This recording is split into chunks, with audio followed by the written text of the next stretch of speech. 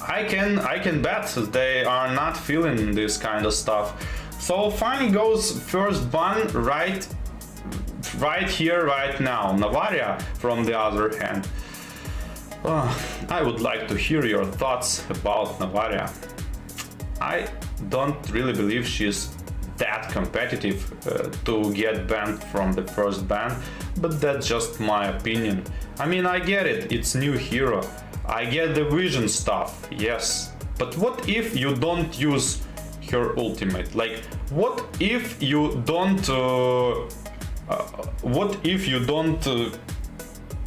get any advantage out of her ultimate? This is my point. What if you don't have, what if you don't know how to use it right? I mean, it's not about knowing. Of course you know how to use it. You show your enemies, you pick the position because you know where the enemies are, and the enemies doesn't know where are you, and you get the better position and better initiation into the fight. But it's easier said than done. It's easy to say like this.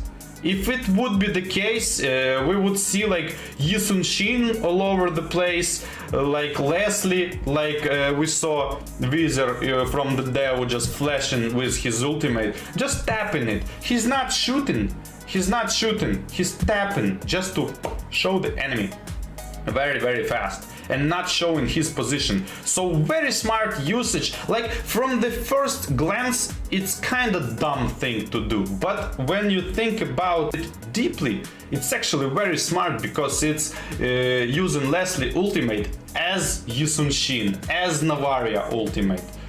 And if your team constantly watching map while fighting, which is not easy to do, but we are talking about professional level, international level gameplay, of course. And okay, we are talking about international level gameplay. We are talking about players who can handle their emotions first of all and know how to use heroes. So we are not talking about basic stuff, so keep that in mind.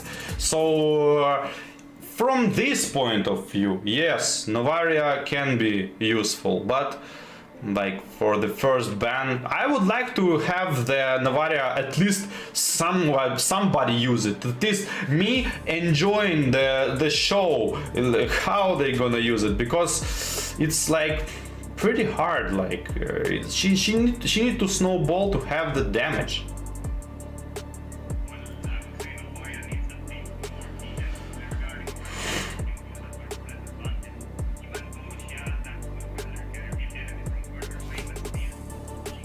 Against the Ling, or even so a Joy, she has like that, so many dashes, 5 dashes apparently. She can just get cancelled out by many mages, Kadita, a lot of ultimate mages like Farsas as well. Yeah, so I completely agree with you.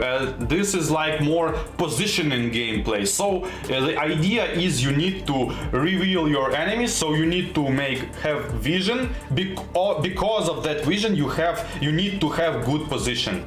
And that's how you play Navaria. If you just don't play good vision, you're gonna be getting picked off by the assassins, or like you mentioned Kagura as well, and that's it. But still, I want to see her at least one time. Right, should be rather interesting to see, but a Xavier would be more OP, in my opinion. Xavier, yeah, I think he would be OP if he had more damage early. I think the only problem with Xavier is like he is waiting to at least 3 items, which is way too much to wait. But Navaria would be the same as well, because she needs to get that flanking truncheon and that divine cloak to get a bit of damage advantage still. She's like a Xavier, but easier to use. Yeah, true, but Xavier, I barely saw him like listen, when I saw Xavier succeed, it's like 40% damage, things like that. In my opinion, he succeed not because of his playing good with Xavier, either than enemies not pressuring him as much as they should. And that's why Xavier is good. Like this is just my opinion, but Xavier is like whatever. I would still like to see Xavier here.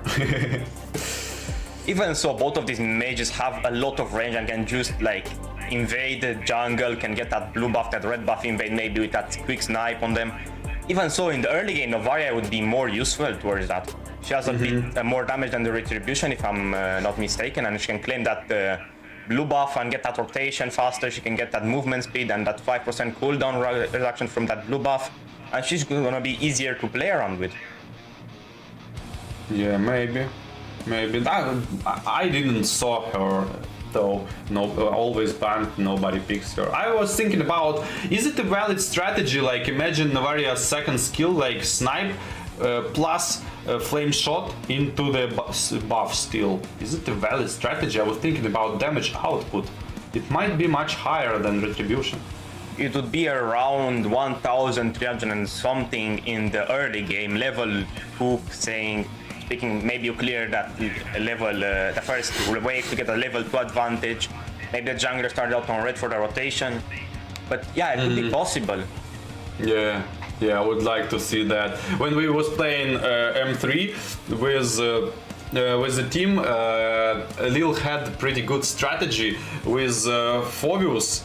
Phoebus plays with flame shot, so he knew what jungler, how fast clearing blue buff. So exactly, for example, like 37 seconds, he need to shot flame shot. And like 70% of the time he get the buff. Like, so I was talking about this kind of strategy of Novaria. That would be a very interesting threat, actually. I think about it. Very, very interesting. Yeah. Meanwhile, we are going with what? Grok jungle, Angela mage. What? I cannot guess. Well, the link is there, so I guess it's a Grok roam or mid lane Grok would be interesting. Yeah. So who gonna farm, Angela or Grok? Yeah, they probably going both for the mid lane, or maybe we're gonna see Angela on gold lane as a hardest counter for the Claude and the Stas. Wow. I mean, personally, I would have picked an Esmeralda in the jungle positioning instead of that Bane because of that shield that Angela gives by using hard guard. So that would be a bit more extra damage going towards the Esmeralda, and she's going to be a bit more intense to counter, seeing it's a Ling, but still they have a Lunox picked out in the gold lane, and that would be a big counter towards her still. Wow, I don't get it. I mean, what I don't get it's why Fireflux make these bans. Like they assumed that Angela is a mage. Like what I'm saying is the composition of the Lilgun team, like craving for more damage. Like they need more damage. So they have Link, they have Angela Gold, by the way, probably, right? I would say maybe I've seen Angela going towards the mid lane positioning more for the Link to get that extra kill when he dives at towers. But even so, Lunox is a bit better in that when she gets those items faster, she can melt that Bane and even so melt that Arlott later in the late game. Yeah, so I was asking for the wild strategies, something new, and this is exactly what we are having. So this is probably the combo with Uranus, turns out. Some dominance might we see out of this, I don't even know. Probably Arlott going for a first item dominant type to just counter that Uranus ceiling still. But as I said, it's probably going to be a Grok mid lane and an Angela roam. She got that level 2 advantage, and they're just annoying everyone in that XP lane. Against that the mage and the Arlott are just stuck behind there, they can't do anything, but the Grok just comes there and they're forced to flicker, they can't do anything. Forced to use the bird. They're just pressuring as much as they can. There. And there's going to be a first blood in the top lane, going from the Claude towards that Lunox. There's just a lot of pressure going on, a lot of support towards the lanes. Yeah, on the other hand, he's pushing the ballista. Now she's getting denied by the tower still. Yeah, that's going to be the clash of the farmed Uranus against farmed Claude? I don't even know. Probably that's the only person who I could think would kill a fed Uranus towards the late game. Even so, it's an interesting emblem choice for Uranus. Quantum Charge instead of that Brave Smite to get more healing from that skill usage. But hey. Yeah, maybe. But as well as plus healing, you actually support emblems get insane amount of moving speed.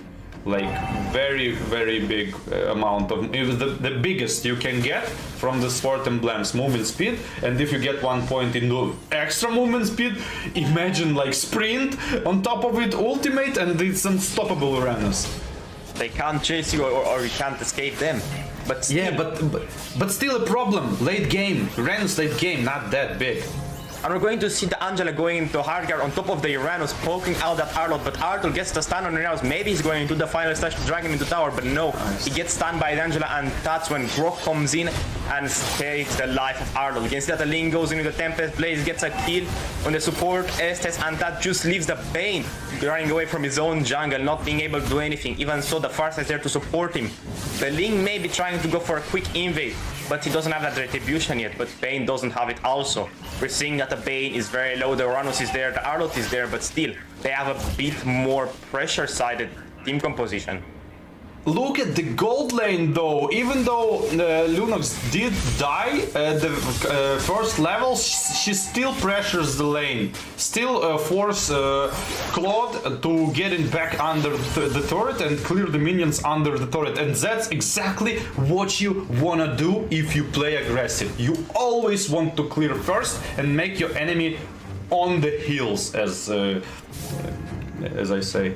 Yeah, but even so, even if Cloud goes in with a blazing duet, Lunox can just use her light ultimate to completely counter him. They won't be able to do anything, and we're going to see the deadly catch going off on the Uranus, but even so, he's so tanky, they can't even hurt him. We're going to see the hard guard going on top of the Ling, poking out that Bane. We saw him use the ultimate, and that goes the template Bane and the kill on Bane.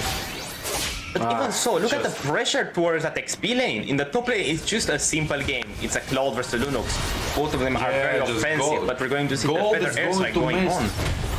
Wow, Farsa used her ultimate only for 1 minion. This is a sign of tilting a little bit, in my opinion, because like you cannot miss this kind of stuff. But I can understand the wow. Look how far goes the buff. I can understand the feeling, you know, where there is so high tempo, you just starting to miss basic things. It's very hard to play. Maybe it was out of desperation. Maybe they saw, hey, they're going to go for a wild charge. The group is going to go for a wild charge. They're going to try to stun us. I'm just going to use my ult to delay them. But even so, the deadly catch goes off. But they can't hurt that Uranus. He's so tanky. He gets so much healing. He's just being a nuisance in that XP lane. And and he's going for anti-heal first item as well, not the book. I kind of wanted to see the book from the first item, but no, he going safe build, and that's the right thing to do against our lot. Even so, with recent common emblem is a bit better in rounds because of that mana consumption region. And you can get the movement speed still like 5%. Exactly. So I don't think he's going for cooldown, right? I think he's going for movement speed. I think he's going for movement speed, and maybe he's going to go for that second item Oracle instead of the book to get a bit more healing from his passive. Oh yeah, and because they have talking about we're going to see the Grok going into Vulture, and there's going to be a double kill going towards the Link. The Farsa goes down, the Estes goes down, they're just getting poked out even in their own turret range, and that's going to be a triple kill for Ling and a kill for Lunox. That's a very good play from the Grok, just going into that wall charge, getting a double stunt, and Ling just pushing a turret, pressuring as much as it can. Even so, the Uranus still applying pressure towards that XP and cutting very high. Gets a lot of support from his team, but still should be killed sometime now and then, but they don't have that much burst damage yet. Wow, I don't think they're gonna have this much burst damage to kill the Uranus though, because he can easily tank like 4 heroes at this point. But maybe, speaking of the devil, we're going to see him going down the cloud, goes there with the blazing blood, but no, he's gonna activate that, I'll get that instantly regen, but still, he's just going in, they're not letting them back out. The Link goes in with the Tempest Blades, get a lot of damage poking. We see him trying to escape, he's very low HP, but the Lunox is making her way over there, maybe she's going to go in with a Ruby, DD, trying to get a kill on the low HP heroes, enemies, but still, it was a very interesting fight. We saw how fast Uranus was going with the ultimate active, with the quantum charge active, even so with the sprint active. Yeah, he's pretty much unstoppable because, like, yeah, the quantum charge seems like worked for him. Yeah, I've seen it even so on Paquito, but just seeing him going around, he has a lot of fast rotation. They can't do anything about him. He can just go out of any fight if he seems it unfit for him. Can get a bit of backup either way, but they can't kill him. Even so, with a Cloud, with a Demon Hunter Soul, they couldn't do anything to him. He was just tanking it. Absolutely. If he buys Oracle, it's going to be plus 30% off of healing, and if he, let's assume he don't have like basic emblems for the mana, maybe he have like support emblems with 15% healing, it is going to be what, 45% healing? Even the quantum charge is profitable out of it. That's correct. But we're seeing that the pressure from Team Lilgun is just putting pressure on the lanes as much as they can. The Arlot is there under tower versus 3, and is going to get killed by the Lunox, just doing an insane amount of damage with that Dark Ultimate. That leaves them so vulnerable. The Arlot, the final side, can just reposition in 2-3 maybe of the enemies, pushing them towards their own towers. But we're going to see the Farsa Ultimate and the Wild Charge going in, the Lunox going in with the Ruby DD, getting a lot of damage, and we can see the Blazing Duet also going on the Link, just going for those blades, getting a triple kill again. And they're just putting pressure and pushing all those towers. They can't do much about it. Yeah, they can do not much. They can do anything. It seems like the only one who's doing damage is the tower. Right. The Uranus is just sitting there for a German cut. And they can't do anything about him. Yeah, I mean, he could probably do this like 2 minutes ago and still succeed. Like at this point, they're just waiting. Like Team Lilgun just waiting for the Lord to spawn and probably finish the game. But from my perspective, they should push like even without Lord like this, because the advantage is just ridiculous. You can't even call this a dominance. It's like something more. 0 towers pushed, 0 objectives claimed, almost a 10k. No, it's actually a 10k gold lead, but still, they're just going to put as much pressure as they can. They're not letting them breathe, but still, they can just turn around. The Cloud can get that Blazing Duet ultimate in, can just go in and melt everyone at some point. Yeah, probably should go, I don't know, carry. Only carry maybe can kill this Uranus. But actually, okay, Cloud, if get like 4 items, like Demon Hunter Sword, Golden Staff, Corrosion, and the pistol. He going to yeah, pretty much damage. He going to like first half of HP going to go pretty easy. Right, but still, the Uranus is getting that dominant size and that bladed armor. The Cloud won't be able to hurt him. Or nevertheless, the Bane wouldn't be able to hurt him. Yeah, it's no one actually. This is insane. Like Lord marching towards the tower, and what can no passive, by the way. But still, it's a level 1 Lord. But the Uranus is there. He's a bit more tankier than that Lord, you could say.